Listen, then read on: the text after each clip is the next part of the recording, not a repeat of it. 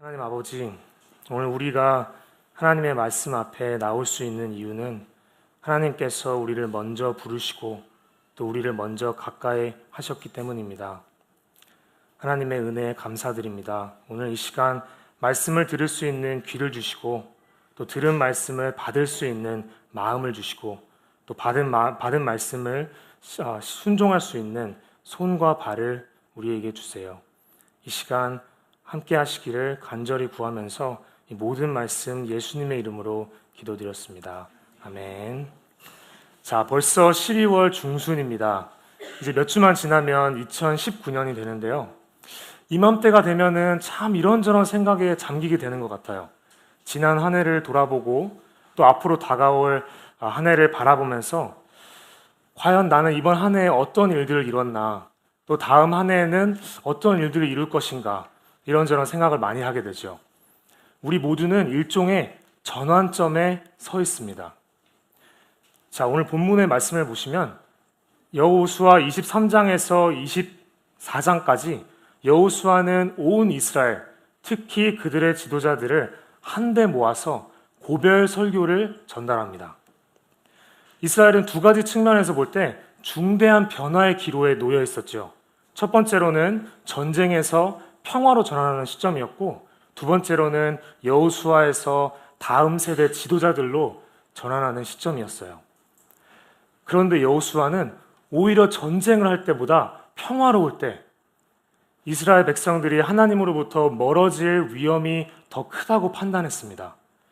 그래서 오늘 본문을 보시면 여호수아가 이스라엘, 특히 그들의 지도자들을 한데 모아서 미래를 준비하기 위해 그들에게 격려하는 말씀과 또 경고하는 말씀을 하게 됩니다. 자, 이 중대한 시점에서 여호수아는 과연 무슨 말을 할까요? 오늘 본문을 통해서 함께 살펴보겠습니다. 자, 오늘 여호수아의 고별 설교를 보시면은 3절에서 16절까지 그 설교가 기록이 되어 있는데 크게 세 부분으로 나눠질 수 있습니다. 3절에서 8절까지가 첫 번째 부분이고 9절부터 13절까지가 두 번째 부분, 그리고 14절에서 16절까지가 세 번째 부분입니다. 그런데 각 부분에 걸쳐서 설교 전체를 관통하는 주제가 있습니다. 그래서 자연스럽게 오늘 우리도 이러한 본문의 구성을 따라 세 가지 내용을 한번 살펴보는 시간을 가지겠습니다. 첫째로 하나님의 신실하심을 기억하십시오. 둘째로 하나님을 사랑하기로 결심하십시오. 셋째로 우리를 대신하여 저주를 받으신 예수님을 기대십시오. 예수님께 기대십시오. 첫째, 하나님의 신실하심을 기억하십시오. 둘째, 하나님을 사랑하기로 결심하십시오. 셋째, 우리를 대신하여 저주를 받으신 예수님께 기대십시오. 기억하십시오. 결심하십시오. 기대십시오. 첫째, 하나님의 신실하심을 기억하십시오. 자, 1절에서 2절 말씀을 한번 보겠습니다. 여호와께서 주위의 모든 원수들로부터 이스라엘을 쉬게 하신 지 오랜 후에 여호수아가 나이 많아 늙은지라 여호수아가 온 이스라엘 곧 그들의 장로들과 수령들과 재판장들과 관리들을 불러다가 그들에게 이르되, 자, 7년에 걸친 치열한 가나안 정복 전쟁이 끝났습니다. 또 하나님께서는 그분께서 약속하신 것처럼 이 가나안 땅을 지파별로 분배를 하셨죠. 그래서 우리가 지난 주일에 살펴본 것처럼 요단강 동쪽 지파들도 다 자기 집으로 돌아가고 온 이스라엘은 이제 자기 땅에서 새로운 삶을 시작하게 되었습니다. 오늘 1절이 얘기하는 것처럼 이스라엘이 쉬게 되었죠. 안식을 누리게 되었습니다. 자, 그로부터 오랜 시간이 지났다고 했어요. 이제 여호수아도 나이가 많고 늙었다고 했죠. 여호수아 24장에 보면은 여호수아가 110세에 명을 다했다는 그런 기록이 나오는데, 만약에 여호수아가 갈렙과 동년배였다면 아마 이 시점에서 여호수아는 한 100살 정도 되었던 것 같아요. 1세기를 산 사람입니다. 100년 동안 여호와 하나님을 따르고 또 이스라엘을 지도했던 한 지도자였던 거죠. 그래서 여호수아는 자신의 명이 다하기 전에 전환점에 선 온 이스라엘을, 특히 그들의 지도자들을 한데 모아서 고별 설교를 전달합니다. 자, 그 장면을 한번 상상해 보세요. 아마 참전 용사 전우회 같은 그런 분위기였을 것 같아요. 오른쪽을 딱 보시면은 갈렙이 보입니다. 머리는 백발이고 걸음걸이는 좀 불편해 보이는데 그 눈빛은 아직도 살아있어요. 왼쪽을 딱 보시면 비느하스가 보입니다. 레위 지파의 재판장들과 뭔가 심각한 표정으로 대화를 나누고 있죠. 저기 보면은 대제사장 엘르아살도 보입니다. 지난 7년 동안 여호와의 전쟁에 신실하게 섬겼던 모든 영웅들이 한자리에 모였던 거죠. 모두가 여호수아가 들어오기만을 기다리고 있습니다. 갑자기 누군가가 문을 벌컥 열고 들어오면서 외칩니다. 여러분, 여호수아님께서 들어오십니다. 장내가 조용해집니다. 모두가 대화를 멈추고 문만 쳐다봅니다. 여호수아가 들어옵니다. 여러분, 여호수아가 어떤 사람입니까? 여호수아는 이집트에서 노예 생활을 하다가 이스라엘 민족과 함께 출애굽을 한 사람입니다. 또 모세의 후계자로서 광야 생활을 지내고 마침내 이스라엘의 지도자로 임명되어서 요단강을 건너서 7년 동안 가나안 정복 전쟁을 지휘했던 사람입니다. 아까 전에 말씀드린 것처럼 지난 1세기 동안 100년 동안 여호와 하나님만을 바라보고 그분을 섬겼던 종입니다. 자, 그런 사람이 강단에 섰습니다. 모든 사람이 그 사람이 입술을 열어서 설교를 전달하기만을 기다리고 있어요. 자, 과연 여호수아가 전환점에 선 이스라엘의 지도자들에게 무슨 말을 할까요? 3절에서 5절 말씀을 보겠습니다. 너희의 하나님 여호와께서 너희를 위하여 이 모든 나라에 행하신 일을 너희가 다 보았거니와 너희의 하나님 여호와 그는 너희를 위하여 싸우신 이시니라. 보라, 내가 요단에서부터 해지는 쪽 대해까지의 남아있는 나라들과 이미 멸한 모든 나라를 내가 너희를 위하여 제비 뽑아 너희의 지파에게 기업이 되게 하였느니라. 너희의 하나님 여호와 그가 너희 앞에서 그들을 쫓아내사 너희 목전에서 그들을 떠나게 하시리니 너희의 하나님 여호와께서 너희에게 말씀하신 대로 너희가 그 땅을 차지할 것이라. 자, 여호수아가 말합니다. 이스라엘의 지도자들이여, 과거를 한번 돌아보십시오. 하나님께서는 여러분을 위해서 싸우셨습니다. 또 하나님께서는 약속하신 것처럼 이 가나안 땅을 우리에게 기업으로 주셨습니다. 하나님은 신실하십니다. 자, 9절에서 10절로 한번 가봅시다. 이는 여호와께서 강대한 나라들을 너희 앞에서 쫓아내셨으므로 오늘까지 너희에게 맞선 자가 하나도 없었느니라. 너희 중 한 사람이 1000명을 쫓으리니 이는 너희의 하나님 여호와 그가 너희에게 말씀하신 것 같이 너희를 위하여 싸우심이라. 자, 비슷한 내용의 말씀이죠. 여호수아는 앞으로 다음 세대를 짊어질 이스라엘 지도자들이 과거에 하나님께서 그들을 위해서 얼마나 신실하게 싸우셨는지를 기억하기를 바라고 있습니다. 자, 마지막으로 여호수아가 강한 어조로 말합니다. 14절을 봅시다. 보라, 나는 오늘 온 세상에 가는 길로 가려니와 너희의 하나님 여호와께서 너희에게 대하여 말씀하신 모든 선한 말씀이 하나도 틀리지 아니하고 다 너희에게 응하여 그 중에 하나도 어김이 없음을 너희 모든 사람은 마음과 뜻으로 아는 바라. 여호수아가 이스라엘 지도자들에게 도전을 하고 있습니다. 자, 여러분들 중에 하나님께서 지금까지 우리에게 신실하지 않았다고 생각하는 사람은 손 한번 들어보십시오. 아무도 손을 들지 않죠. 그러면서 여호수아가 분명한 어조로 강조를 하고 있어요. 지난 7년 동안 또 그 이전 동안 하나님께서 신실하신다는 것을 부인할 사람은 아무도 없고 의심의 여지가 없이 분명한 사실이라고 강조를 하고 있습니다. 자, 2018년 끝에 서 있는 여러분은 어떠십니까? 자, 우리도 여호수아의 말을 듣고 한번 기억해 봅시다. 2018년 지난 한 해를 한번 돌아봅시다. 많은 일들이 있었죠. 개인적으로나 가정적으로나 교회적으로나 나라적으로나 많은 일들이 있었어요. 자, 그 모든 일들 가운데 하나님께서 우리와 함께 하셨던 순간들을 한번 떠올려 봅시다. 하나님께서 말씀으로 우리를 위로하시고 격려하셨던 순간들을 한번 떠올려 봅시다. 하나님께서 우리에게 힘을 주시고 또 우리를 이끄시고 인도하셨던 그런 순간들을 한번 떠올려 봅시다. 여러분도 여호수아처럼 지난 날을 돌아보면서 하나님은 신실하시다 라고 고백하실 수 있으신가요? 자, 물론 그 말은 2018년을 다 돌아봤을 때 우리가 하고자 했던 일을 다 이뤘고 또 2018년 한 해 동안 아무런 문제와 고통 없이 정말 좋은 한 해였다 라는 뜻은 아닐 거예요. 왜냐하면 이스라엘을 한번 보세요. 지난 7년 동안 가나안 정복 전쟁을 치르면서 항상 승리만 했던 건 아니었죠. 아이성에서 패배했던 적도 있었고 자신의 동족인 아간과 그의 가족들을 처형해야 했던 적도 있었고 계속되는 싸움에 지쳤던 적도 있었을 테고 또 그러한 싸움 가운데 하나님께서 정말 나와 함께 하시나 의심했던 적도 있었을 거예요. 또 전쟁통에 사랑하는 사람을 잃었던 사람도 있었겠죠. 그런데 그 모든 시간을 다 지나고 난 후에 자신의 생애 끝에서 여호수아는 확신에 찬 어조로 결론을 내립니다. 하나님은 신실하시다. 여러분은 어떠십니까? 2018년의 끝에 여호수아의 고백이 여러분의 그리고 우리의 고백이 되기를 바랍니다. 둘째, 하나님을 사랑하기로 결심하십시오. 자, 이제 여호수아는 하나님에 대해서 말을 하다가 시선을 옮겨서 이스라엘을 향하게 됩니다. 여호수아가 말했죠. 과거를 돌아봐라. 하나님께서 너에게 얼마나 신실하셨는지를 기억해라. 자, 이제 그가 묻습니다. 하나님께서 이렇게 신실하셨다면 과연 너희들은 그런 하나님께 어떻게 응답해야 하는가?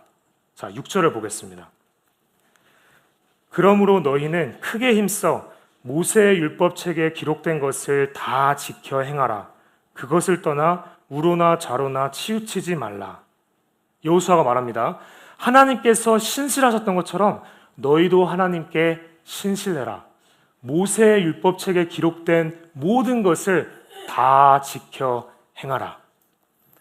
자, 모세의 율법을 연구해 보면 총 613개나 되는 계명이 있다고 해요. 10계명도 많다고 생각했는데 613계명이라니 굉장히 많죠. 그런데 여호수아가 말하죠. 내가 너희에게 원하는 것은 하나님의 신실하심에 우리가 드릴 수 있는 합당한 응답은 바로 모세의 율법책에 기록된 것을 다 지켜 행하라고 그렇게 말을 하고 있습니다. 자, 만약 하나님의 말씀이, 하나님의 율법이 겉으로 드러나는 행동만을 규제하고 있었다면 물론 쉽지는 않았겠죠. 근데 지키는 게 가능했을 수도 있어요. 자, 2019년이 되면 또 우리가 새해 목표를 세우죠. 예를 들어서 온 인류가 60억, 이제 70억인가요? 온 인류가 똑같은 새해 목표를 세우는 거예요. 2019년에는 모세의 율법책에 기록된 모든 것을 다 지켜 행할 것이다. 만약에 모세의 율법이 겉으로 드러나는 행동만을 규제하고 있었다면 아마 2019년 전반에 걸쳐서 온 인류 중에 한 두 명 정도는 하루 정도는 그렇게 살 수 있는 사람이 있었을 수도 있어요. 그런데 여호수아는 여기서 더 나아가서 불가능한 것을 요구합니다. 11절을 한번 봅시다. 그러므로 스스로 조심하여 너희의 하나님 여호와를 어떻게 하라 그랬죠? 사랑하라. 하나님을 사랑하라. 예수님께서도 율법의 요약을 하나님을 사랑하고 이웃을 사랑하는 것이라고 말씀하셨죠. 이렇게 율법은 단순히 겉으로 드러나는 행동만을 규제하는 게 아닙니다. 율법은 그 행동의 근간에 있는 우리 마음속 깊은 곳에 있는 의도와 욕망과 동기와 의지와 감정까지 다루고 있습니다. 여호수아가 말합니다. 하나님께서 너희에게 신실하셨던 것처럼 너희도 하나님께 신실하여라. 하나님께서 너희를 사랑하셨던 것처럼 너희도 하나님을 사랑해라. 그리고 이 사랑의 맥락은 바로 언약 관계, 결혼 관계입니다. 8절을 봅시다. 오직 너희의 하나님 여호와께 가까이 하기를 오늘까지 행한 것 같이 하라. 자, 이 구절을 보면은 굉장히 흥미로운 단어가 있어요. 여기 보면은 가까이 하기를 이라는 말이 있죠. 이 히브리어 원문을 보면은 이 동일한 단어가 창세기 2장에 남자가 부모를 떠나 아내와 합하여 한 몸을 이룰지니라 할 때 합하여와 동일한 단어입니다. 풀로 붙인다라는 그런 뜻을 가진 히브리어 단어예요. 그 말은 하나님께서 율법을 통해서 요구하시는 그 본질은 바로 우리와 결혼한 것과 같은 가까운 관계, 깊은 관계, 친밀한 관계를 맺기를 원하신다는 뜻입니다. 여러분, 결혼을 하게 되면 두 사람의 삶이 모든 측면에서 하나가 됩니다. 그 어떤 부분도 서로에게 숨겨지는 부분이 있어서는 안 됩니다. 서로가 서로에게 내 모습을 있는 그대로 보여줄 수 있는 관계가 바로 결혼 관계입니다. 이와 같이 하나님께서도 우리의 삶에서 일주일에 하루, 일요일에 2시간만을 원하시는 게 아닙니다. 하나님께서 우리에게 원하시는 것은 우리의 삶 전체를 원하십니다. 우리의 모든 것을 원하십니다. 우리의 온 마음을 원하십니다. 마치 결혼한 것처럼요. 우리 삶 속에 그 어떤 부분도 그분의 사랑스러운 시선으로부터 숨겨지는 부분이 없기를 원하십니다. 가까운 관계, 합해진 관계니까요. 여러분, 여러분의 삶 속에서 하나님께 숨기고 있는 부분이 있습니까? 하나님, 제 삶의 이 부분은 완전 공개해드릴 수가 없어요. 이 부분은 비공개예요. 하나님, 이 부분은 다른 건 다 좋은데 이 부분에 대해서는 하나님의 말씀을 절대 따를 수가 없어요. 하나님, 다른 부분에 있어서는 제가 하나님의 말씀을 듣겠지만 제가 돈을 어디에 어떻게 쓰는지에 대해서는 간섭하지 마세요. 하나님, 제가 이 사람과 만나서 어떤 관계를 맺는지에 대해서는 참견하지 마세요. 월요일부터 금요일까지는 제 시간이에요. 주말에는 교회 가는 시간 외에는 좀 쉬면 안 될까요? 자, 여러분이 결혼을 해서 배우자에게 그런 말을 한다고 한번 생각을 해보세요. 말이 안 되죠. 이상적인 결혼 관계가 아니죠. 여러분의 삶 속에서 아직도 하나님의 말씀 앞에 내려놓지 못하는 부분이 있다면 여호수아는 분명한 어조로 말합니다. 당신은 외도를 하고 있습니다. 7절을 한번 봅시다. 너희 중에 남아있는 이 민족들 중에 들어가지 말라. 그들의 신들의 이름을 부르지 말라. 그것들을 가리켜 맹세하지 말라. 또 그것을 섬겨서 그것들에게 절하지 말라. 자, 12절로 가봅시다. 너희가 만일 돌아서서 너희 중에 남아있는 이 민족들을 가까이하여 더불어 혼인하며 서로 왕래하면, 가까이하여, 또 나왔죠? 똑같은 말입니다. 그 말은 우리는 선택의 기로에 놓여 있습니다. 하나님을 가까이 하든지 하나님이 아닌 것을 가까이 하든지 둘 중에 하나를 선택해야 합니다. 우리가 두 사람과 동시에 결혼할 수 없는 것처럼 하나님과 결혼관계를 유지하든지 하나님이 아닌 것과 결혼관계를 유지하든지 우리는 둘 중에 하나를 선택해야 합니다. 여러분, 무엇이든지 간에 하나님보다 더 사랑하는 게 있다면, 무엇이든지 간에 하나님보다 더 중요한 게 있다면, 무엇이든지 간에 하나님의 말씀을 어겨서라도 반드시 얻어야만 하는 게 있다면 여러분은 하나님을 사랑하는 게 아닙니다. 그분을 떠나서 외도를 하고 있는 것입니다. 우리는 하나님의 마음을 아프게 하고 성령님을 근심케 하고 있는 것입니다. 여러분, 죄의 본질이 바로 여기에 있습니다. 하나님이 아닌 다른 것을 사랑하는 것. 그 다른 것이 설사 좋은 것이라 할지라도 하나님보다 더 중요한 것이 되어버린다면 성경은 그것을 우상 숭배라고 부릅니다. 한번 생각해 봅시다. 왜 우리가 거짓말을 할까요? 하나님의 말씀을 지키는 것보다 우리의 체면을 지키는 게 더 중요하기 때문입니다. 왜 우리가 성적인 죄에 빠져들까요? 하나님께서 약속하시는 진정한 기쁨보다 성적인 죄가 약속하고 있는 그 일시적인 쾌락이 더 만족스럽다고 생각하기 때문입니다. 여러분, 우리는 왜 우리가 세운 계획이 어그러졌을 때 분노에 가득 찰까요? 왜냐하면 하나님께서 세운 그 계획보다 내 계획이 더 나았다고 생각했기 때문입니다. 여러분, 왜 우리는 죄를 지을까요? 그 본질은 죄가 약속한 그것이 하나님께서 순종을 통해서 주시기로 약속한 그것보다 더 크고 더 좋고 더 아름답고 더 만족스럽다고 생각했기 때문입니다. 하나님을 예배하는 것보다 우상을 숭배하는 게 더 낫다고 생각했기 때문이죠. 하나님만이 우리에게 진정한 만족을 주실 수 있는데 우리는 그 만족을 얻기 위해서 다른 신들의 이름을 부릅니다. 하나님만이 우리에게 진정한 안식을 주실 수 있는데 우리는 그 안식을 얻기 위해서 다른 신들을 가리켜 맹세합니다. 하나님만이 우리를 진정으로 인정해 주실 수 있는데 우리는 다른 사람의 인정을 얻기 위해서 어떤 특정한 한 사람의 인정을 얻기 위해서 다른 신들에게 절합니다. 여러분의 우상은 무엇입니까? 하나님만이 우리에게 주실 수 있는 것을 세상을 통해 얻으려고 힘쓰는 과정에서 우리는 우리 자신의 삶과 우리 주변 사람들의 삶을 괴롭고 힘들게 합니다. 그것이 바로 우상숭배의 결과입니다. 그리고 이제 여호수아는 우상숭배의 비참한 결과에 대해서 경고하기 시작합니다. 셋째, 우리를 대신하여 저주를 받으신 예수님께 기대십시오. 자, 23장을 잘 읽어보면은 중간에 갑자기 하게 되는 부분이 있어요. 여호수아의 고별 설교를 읽어보면은 처음에는 여호수아가 참 잘 나가는 것처럼 보여요. 여호수아가 처음에 여러분 과거를 돌아보십시오.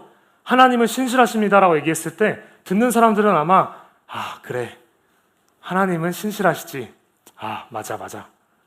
그 다음에 여호수아가 그런 신실하신 하나님을 사랑합시다 라고 외쳤을 때 듣는 사람들은 그래 맞아. 하나님은 신실하시지. 그런 하나님을 당연히 내가 사랑해야지 하면서 마음을 굳게 먹었을 거예요. 자, 이제 어떻게 이 설교를 결론을 맺어야 될까요? 갑자기 12절부터 여호수아가 방향을 확 틀어서 끔찍한 저주와 심판에 대해서 경고하기 시작합니다. 자, 12절에서 13절까지 말씀을 보겠습니다. 너희가 만일 돌아서서 너희 중에 남아있는 이 민족들을 가까이 하여 더불어 혼인하며 서로 왕래하면 확실히 알라.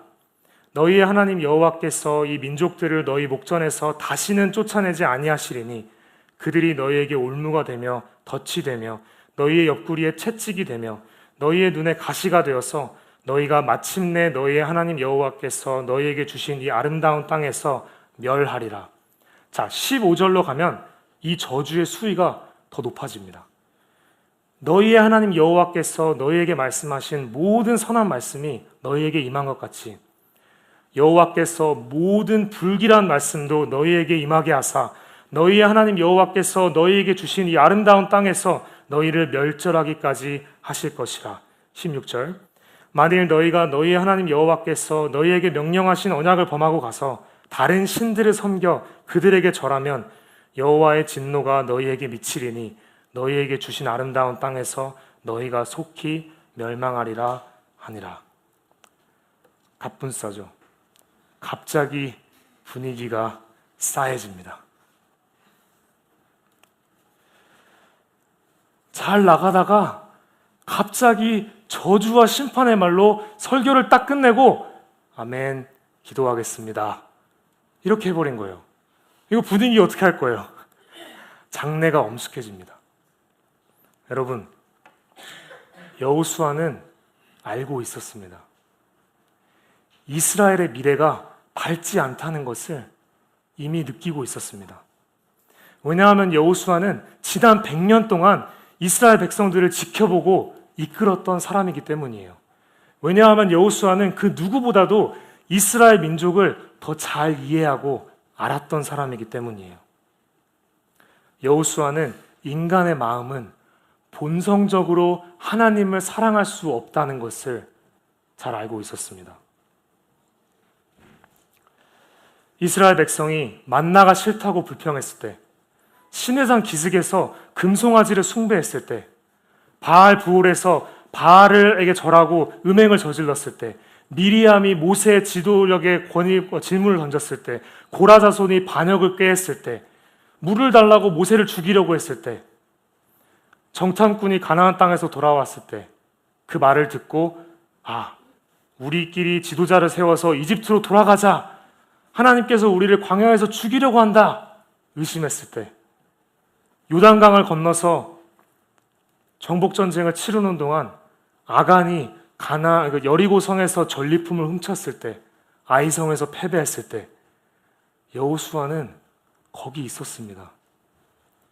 여호수아는 그 모든 것을 지켜보고 있었습니다.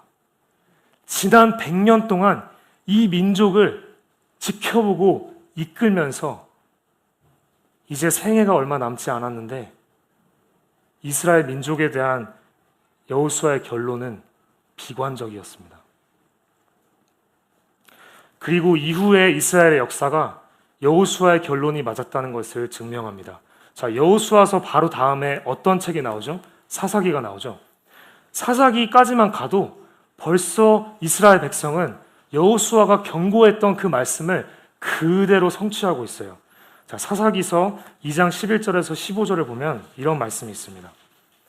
이스라엘 자손이 여호와의 목전에 악을 행하며 바알들을 섬기며 애굽 땅에서 그들을 인도하여 내신 그들의 조상들의 하나님 여호와를 버리고 다른 신들 곧 그들의 주위에 있는 백성의 신들을 따라 그들에게 절하여 여호와를 진노하시게 하였으되 곧 그들이 여호와를 버리고 바알과 아스타롯을 섬겼으므로 여호와께서 이스라엘에게 진노하사 노략하는 자의 손에 넘겨주사 그들이 노략을 당하게 하시며 또 주위에 있는 모든 대적의 손에 팔아 넘기심에 그들이 다시는 대적을 당하지 못하였으며 그들이 어디로 가든지 여호와의 손이 그들에게 재앙을 내리시니 곧 여호와께서 말씀하신 것과 같고 여호와께서 그들에게 맹세하신 것과 같아서 그들의 괴로움이 심하였더라. 씁쓸하죠. 그런데 더 씁쓸한 사실은 우리의 모습이 이스라엘 백성의 모습과 별반 다를 바가 없다는 것입니다. 여러분, 우리는 우리 자신의 힘으로는 도저히 여호와 하나님을 사랑할 수가 없습니다. 기독교인이라고 하는 사람들도 머리로는 다 알고 믿죠. 아, 그래, 당연히 하나님을 사랑해야지. 그런데 마음으로는 하나님이 아닌 다른 것들에 정신을 너무 쉽게 뺏겨버립니다. 일주일 동안 이 세상을 살면서 1월에 들었던 그 말씀, 하나님께서 하셨던 그 약속의 말씀은 까맣게 잃어버리고 세상 사람들과 같은 똑같은 우상들을 숭배하면서 그것들을 쫓아가는 게 우리들의 모습입니다. 우리의 마음은 자연스럽게 하나님이 아닌 것들을 향하게 됩니다. 하나님을 섬긴다고 말하지만 그 속내를 들춰보면은 실제로는 우리 자신을 위해서 살고 우리 자신을 섬길 때가 너무나도 많습니다. 여러분, 우리도 이스라엘과 똑같은 운명에 처해 있어요. 도대체 어떻게 할까요? 어떻게 하면 좋을까요? 예수님께 기대십시오. 여호수아의 유언대로 이스라엘은 가나안 땅에서 멸절당합니다. 여호수아가 이 아름다운 땅이라고 불렀던 그곳에서 바빌론 포로로 잡혀가게 됩니다. 70년 동안 포로 생활을 하다가 겨우겨우 조그마한 무리가 땅으로 돌아왔는데 과거의 영광을 영영 회복하지 못합니다. 계속해서 침략과 압제 아래 놓이게 됩니다. 하나님께서도 그 시기 동안 계속 선지자들을 보내면서 경고의 말씀을 하셨습니다. 그런데 이스라엘은 듣지 않았습니다. 결국에 하나님은 말씀하시기를 그치고 400년 동안 침묵하십니다. 모든 희망이 끊어지고 어둠이 짙게 깔립니다.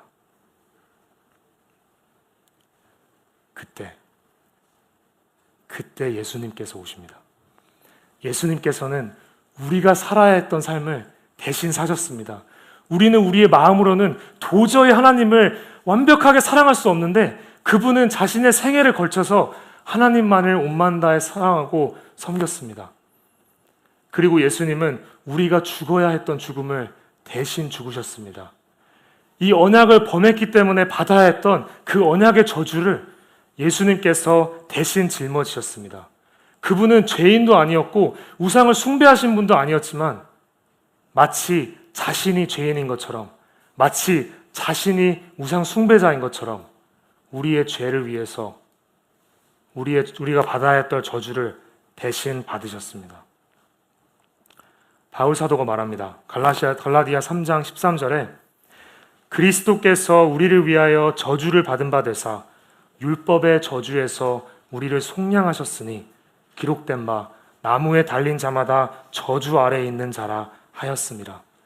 그리스도께서 우리를 위하여 저주를 받은 바 되사 율법의 저주에서 우리를 속량하셨으니 기록된 바 나무에 달린 자마다 저주 아래에 있는 자라 하였습니다. 여러분, 예수님께서 우리를 위해 어떤 삶을 사셨고 우리를 위해 어떤 죽음을 죽으셨는지를 바라볼 때 모세도 바꾸지 못했던, 여호수아도 바꾸지 못했던 인간의 마음이, 우리의 마음이 변화되기 시작합니다. 그분의 의가 믿는 그 순간 우리에게 전가되어서 우리는 살게 되고 우리의 죄가 그분께 전가되어 그분은 십자가에서 멸절당하게 되십니다. 하나님께서 우리를 먼저 사랑하셨던 것처럼 우리도 그분을 사랑하게 됩니다. 그리스도께서 우리를 위하여 저주를 대신 받으셨습니다. 여러분, 그 사실을 믿으십니까? 여러분이 그 사실을 믿는다면 여호수아처럼 여러분도 2018년의 끝에서 힘있게 고백할 수 있습니다. 하나님은 신실하십니다. 2018년 동안 여러분의 삶 속에 어떤 일이 있었는지 저는 알 수 없죠. 좋은 일도 있었고 나쁜 일도 있었고 또 그저 그런 일도 있었고 많은 일들이 있었지만 만약 예수님께서 우리의 죄를 위해서 율법의 저주를 대신 받으셨다는 게 사실이라면, 그리고 그 사실을 여러분께서 믿으신다면 여러분도 여호수아처럼 고백할 수 있습니다. 하나님은 신실하십니다.